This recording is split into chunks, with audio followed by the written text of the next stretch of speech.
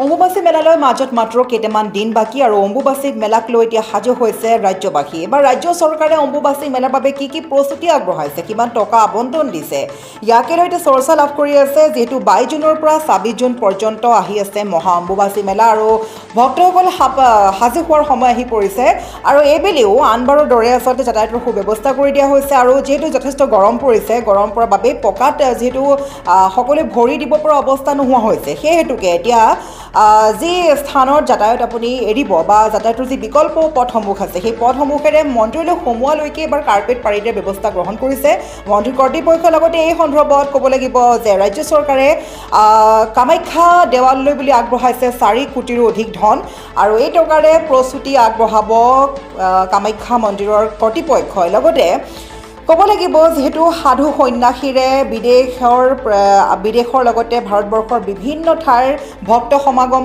ঘটিব আৰু লগতে ক'ব লাগিব যে প্ৰত্যেকগৰাকী ভক্তই নিশ্চয়কৈ অম্বুবাচী মেলালৈ বাট চাই থাকে, খুব সুন্দৰ বাট চাই থাকে আৰু সকলো ভক্তই বিচাৰি আছে যে অম্বুবাচী মেলা কেতিয়াকৈ আহিব। গতিকে সেইসকল ভক্তৰ বাবে এই মুহূৰ্তত আমি জনাই আছোঁ যে 22 জুনৰ পৰা 26 জুনলৈকে ইতিমধ্যে সকলোৱে গম পাইছে যে 22 জুনৰ পৰা 26 জুন পৰ্যন্ত হ'বলৈ গৈ আছে অম্বুবাচী মেলা আৰু এই মেলাক লৈ বিভিন্ন SOPও আহিছে, নিৰ্দেশনা আহিছে। তাৰ লগতে মেলাৰ বাবে এবাৰ কি প্ৰস্তুতি আগবঢ়াইছে বা কি সুবিধা আগবঢ়াইছে ৰাজ্য চৰকাৰে প্ৰতিগৰাকী ভক্তৰ বাবে আমি লৈ আহিছোঁ সবিশেষ খবৰ ফুল পেটৰ মাধ্যমেৰে প্ৰত্যেকগৰাকী নিউজ এছামৰ দৰ্শকৰ বাবে এই মুহূৰ্তত আটাইতকৈ ডাঙৰ খবৰটো। 22 জুনৰ পৰা যিহেতু হ'বলৈ গৈ আছে অম্বুবাচী মেলা আৰু এইবাৰ কি ব্যৱস্থা কৰা হৈছে অম্বুবাচীলৈ অহা ভক্তৰ বাবে। অম্বুবাচী উদযাপনৰ বাবে ৰাজ্য চৰকাৰে কামাখ্যা দেৱালয় বুলি আগবঢ়াইছে 4.55 কোটি টকা আৰু ইতিমধ্যে পৰ্যটন মন্ত্ৰী ৰঞ্জিত কুমাৰ দাসে ধন আবণ্টন দিয়াৰ কথা জানিবলৈ দিছে। তদুপৰি মন্ত্ৰীগৰাকীয়ে নিজে অম্বুবাচী আয়োজন সন্দৰ্ভত সকলো দিশ পৰ্যবেক্ষণ কৰা পৰিলক্ষিত হৈছে।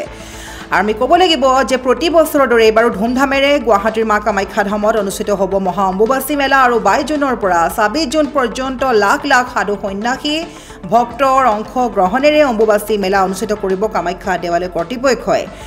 লগতে ক'ব লাগিব যে ইয়াৰ বাবে ইতিমধ্যে পূৰ্ণগতিত আয়োজন চলিছে গুৱাহাটীৰ নীলাচল পাহাৰত। দেশ বিদেশৰ ভক্ত সাধু সন্যাসীক আদৰিবলৈ সাজু হৈছে দেৱাল কৰ্তৃপক্ষ আৰু সমান্তৰালভাৱে আমি ক'ব লাগিব যে অম্বুবাচী উদযাপনক লৈ তৎপৰ হৈছে ৰাজ্য চৰকাৰ তথা কামৰূপ মহানগৰ জিলা প্ৰশাসন সাজু হৈছে। ইতিমধ্যে পৃথকে দেৱালয় কৰ্তৃপক্ষ আৰু ৰাজ্য চৰকাৰৰ সৈতে কেইবাখনো বৈঠকত মিলিত হোৱাৰ পৰিলক্ষিত হৈছে। লগতে ক'ব লাগিব যে ভক্ত সাধু সন্যাসীৰ নিৰাপত্তা থকা খোৱাকে আদি কৰি সকলো সা সুবিধা সুনিশ্চিত কৰাৰ সন্দৰ্ভত প্ৰশাসন আৰু দেৱালয় কৰ্তৃপক্ষই বৈঠকত আলোচনা কৰা পৰিলক্ষিত হৈছে। ইপিনে অম্বুবাচী উদযাপনৰ বাবে ৰাজ্য চৰকাৰে কামাখ্যা দেৱালয় যিহেতু আমি কৈছোঁৱে যে আগবঢ়াইছে 4 কোটিৰো অধিক ধন আৰু এই টকাৰে আচলতে খুব সুব্যৱস্থা কৰিবলৈ নিৰ্দেশ দিছে ৰাজ্য চৰকাৰে। লগতে ক'ব লাগিব যিহেতু উৎকট গৰম পৰিছে, গৰমৰ বাবেও আচলতে যাত্ৰীসকলৰ বাবে বা ভক্তসকলৰ বাবে সুবিধাৰ্থী এবাৰ যিবোৰ বিকল্প পথ আছে সেই বিকল্প পথসমূহ যাতায়াতৰ সুবিধা কৰাৰ লগতে ভক্তৰ সুবিধা হোৱাকৈ মন্দিৰলৈ যোৱা পথত কাৰ্পেট পাৰি দিয়া হ'ব বুলিও ৰঞ্জিত কুমাৰ দাসে ইতিমধ্যে জানিবলৈ দিছে। আৰু বিগত বৰ্ষৰ দৰে অম্বুবাচী মেলাত দেশ বিদেশৰ 7 লাখাধিক ভক্তৰ সমাগম হৈছিল। এইবাৰো ইতিমধ্যে বিভিন্ন স্থানৰ সাধু সন্যাসী ভক্ত আহি নীলাচল পাহাৰত উপস্থিত হৈছে আৰু দেৱালয় কৰ্তৃপক্ষই এইবাৰ অম্বুবাচী মেলাৰ দিনকেইটাত কামাখ্যা মন্দিৰ 10 লক্ষাধিক ভক্ত সাধু সন্যাসীৰ সমাগম হ'ব বুলি আশা প্ৰকাশ কৰিছে। আপুনি যদি এই মুহূৰ্তত যদি কামাখ্যা মন্দিৰলৈ এবাৰ গমন কৰে নিশ্চয় গম পাব যে কামাখ্যা মন্দিৰত দেশ বিদেশৰ বাবাসকল আহিছে, সাধু সন্যাসী আহিছে, ভিৰ কৰিছে।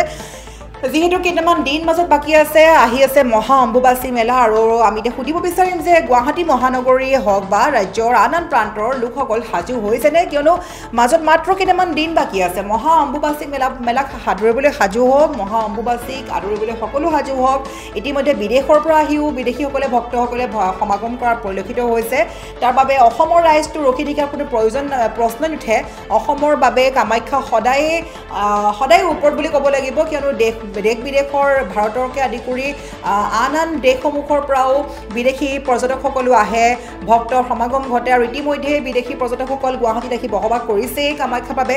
তাৰ বাবে যেতিয়া বিদেশৰ পৰা ইমান ভক্তৰ সমাগম ঘটিছে, গতিকে অসমৰ লোকসকলৰ বাবে কামাখ্যা সদায় আপোন। গতিকে অসমৰ লোকসকল নিশ্চয়কৈ এবাৰ হ'লেও দৰ্শন কৰিব মা কামাখ্যা মন্দিৰত মহা অম্বুবাচী মেলাৰ প্ৰাক্ষণত। গতিকে প্ৰত্যেকগৰাকী দৰ্শকক জনাব চেষ্টা কৰিম যে ৰাজ্য চৰকাৰে 4 কোটিৰো অধিক ধন আগবঢ়াই আগবঢ়াইছে কামাখ্যা দেৱালয় বুলি আৰু প্ৰত্যেকগৰাকী ভক্তৰ সুবিধাৰ্থে যাতায়াত ব্যৱস্থা সুফল কৰা হ'ব আৰু যাতে পকাত ভৰি থওঁতে যাতে গৰম অনুভৱ নকৰে, যিটো উৎকট গৰম আৰু সেই গৰমৰ বাবে আচলতে কাৰ্পেট পাৰি দিয়াৰ ব্যৱস্থা কৰিছে ৰাজ্য চৰকাৰে।